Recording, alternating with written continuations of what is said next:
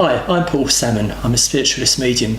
My guest today is Maureen Hinton, President and Minister of the Temple of Light Spiritualist Church here in Felixstowe. Hi Maureen. Hello. How's that introduction? Well, that was brilliant. Good. Yeah. It's been some time since I saw you, but that's really good. Yeah, well, good that you haven't seen me for some No, good with your introduction. Maureen, what have you been up to since I interviewed you last time? Loads, really. The church never stops. None of us ever stop in the church. We do all different kinds of work, as you know. Our main thing is our demonstrations and our church services, but the work doesn't really stop there because we take the work out. We go and visit people who are sick. We help people who are going through difficult times. So we do quite a lot. And as I say, the church doesn't stop. Last year we had another redecoration. You remember we had all the pulled to pieces and all put together. Yeah. We had all the church out again last year. We've had new radiators and everything's brilliant. And of course I represent the Temple of Light in Felixstowe and also the beaches in Woodbridge Road, Ipswich. And at the moment we've just got through the Christmas, the festive season of carol services and again visiting the people who need help. Yeah.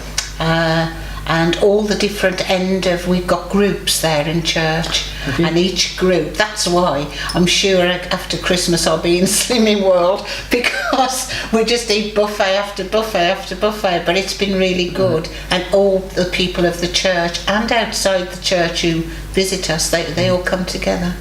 We had a lovely Christmas party. We held that in the Royal British Legion, and we had over 90 people. Did you?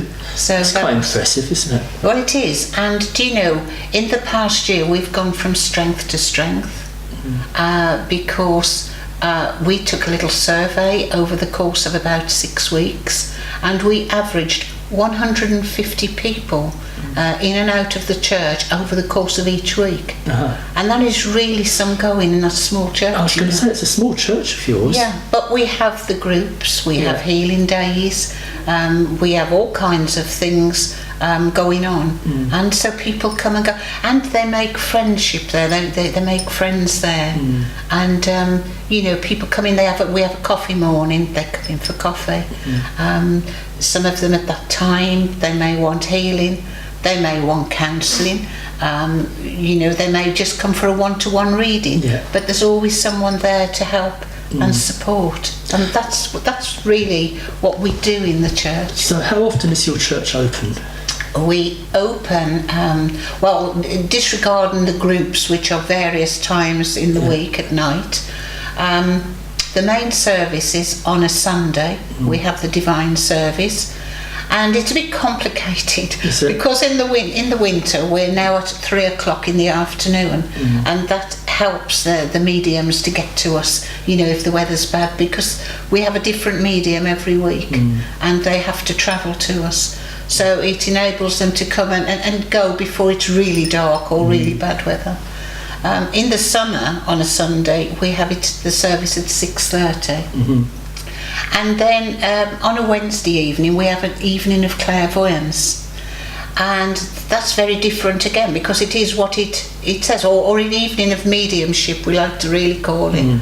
And that's where people from all walks of life, just perhaps they've lost someone or they feel a bit low, and they decide to come for the evening. And because we have some light-hearted music, and we have a little bit of banter with the people, and we lift the energies, and we have a really lovely evening. But I think there's various people that come to church. There's people who need that quiet and that respectful service, so they come on a Sunday.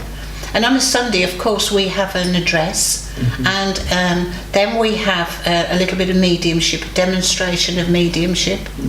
But on a Wednesday, it's completely mediumship, so everybody is covered for what they want. You know? Yeah. So are you still working yourself as a medium? yes, I travelling around? still work on the circuit, and that's one of my loves. I do love to go out. Yeah. I like to do a lot of the charity ones. I don't do so many now as I have done, but that's because my work as a minister takes me out. I do funerals, I do weddings, and people think, oh, that's exciting to do the weddings and that, but they're all work because I tailor them to everybody what they want. I don't just follow a run-of-the-mill service. I tailor that service to exactly what that person or that couple want. And it's the same with a funeral. It's not exciting work, it's very sad and emotional work, but I tailor that funeral to what is required by the family. Or I do a lot of where people come and say, look, I have a terminal illness and I need to prepare my funeral service so that my family won't be troubled. And so we do that also. You know, so there's lots of work going on. So it does take me a little bit away from my circuit work. And when I do circuit work, I really like to go to the small churches where I can help. And I also like to do the venues where they're little charity ones, and I work like that to help them with whatever money they're raising for whatever cause. Yeah, I expect there's some sort of sense of self-satisfaction as well, knowing that you're able to, I'm not saying ego, no, I was going to... But to know that you can put something back helping others. Yeah, that is really the point, because I have all people say to me, Maureen, why won't you give me a private reading? And I said, sometimes I will do a private reading, but it's only if perhaps someone has been really down or low, or perhaps lost someone that I feel that I could help. I never charge, because you know what, Paul, I have had an absolutely brilliant life. I've had my ups and downs like we all have, but when I look back now and I think of all the things that could have happened to me, Spirit have looked after me, and I had always promised that I would do what I could for Spirit, and so I do carry out all my work, and I don't like to think that I would carry it with ego. I do it because, yes, I feel satisfied when perhaps someone will say to me, Maureen, that was a lovely service, thank you. That, yeah, I am satisfied, but I don't think, oh, you know, No. I really don't, because it's not me anyway, I'm just a channel. And I firmly believe that Spirit just worked through me. It's like switching on a light switch. I'm not holier than thou. No. When I'm at home, my family will vouch for this. You know, I can be as noisy as the next person. But when I am working, it's like throwing a switch. And I feel, and I offer myself to Spirit, and I say, use me for whatever, as long as it's beneficial and it's for the good of people. I don't mind working in any way, whatever I'm called to do. But you do healing as well yourself? Yes, and I teach healing as well. I teach people how to... You see, healing, it's a big subject on its own, because each one of us heal, don't we? The mum, when you have your new baby, or even now, if I put my arm around my children, or they round their children, they are healing. So we've all got that gift of healing. If we work with love, each one of us can heal. But unfortunately, in this world, we have to follow the law. And so to heal now, especially in our churches, you have to have a certificate. So that's where my job comes in, of teaching people. But it also works well, because, you know, when people have come to me on a healing course, they say, they're a 2-year course, and they say, do you know, Maureen, we wouldn't have ever thought how it's benefited us ourselves. Because when we're working for Spirit, the first thing we have to do, we have to be that clear channel ourselves, you know, because like attracts like. So I always teach them to how we change a little bit to carry out our work. Each of us, it does us good, because we start to think differently of how our own life is, you know. So the first thing is for them to heal themselves and to make themselves the clearest channel. And as they do that, they attract the highest vibrations. And a lot of the people, you know, have gone on to do extremely good work with mediumship and all kinds, where they only came in to do healing, because they have now found that they can connect themselves and attune themselves to the spirit world. Because most of us go from day to day, and basically we never ever think about spirit, do we, in the normal everyday life? And I think it's only when we start to think about what makes us tick, what our life is, and why we're meant to be here, and then start to look at ourselves, that it does help us, and you know, the better person we can be. But it's not like the likes of you or me can switch off, because it is ingrained. It is us, isn't it? Yeah. It's not. I mean, I take my spirituality into anything I do now, but it's not a thing like oh, I'm going to do that. It just is, isn't it? So this healing course you do at your church, what's the heading it's under? Is it the... it's spiritual healing. No, it's spiritual healing, but what's the association? Oh, with United Spiritualists. United Spiritualists. Yes. That's quite a big body of people, and they train ministers, counsellors, healers, mediums, because even mediums, believe it or not, most people now, they try to get a certificate, because as time goes on with all the European laws, you know, it is required before you work, especially in some of the, you know, organisations, really, you know, that it's required for insurance purposes and all kinds of things. Everyone unfortunately has to be covered, don't they, by the law? You know, when you mentioned about healing with the higher powers, yes, are we talking about angelic powers? I just wondered if you've ever seen an angel, or are they... I have felt the presence of an angel. Would you say they got wings, or can you describe what you felt? I've got a friend who he always says he visualises angels with dirty, great big wings. That's what he said, you know, like you see them on the statues. We used to see them years ago. I don't, I've never seen with my eyes or anything an angel.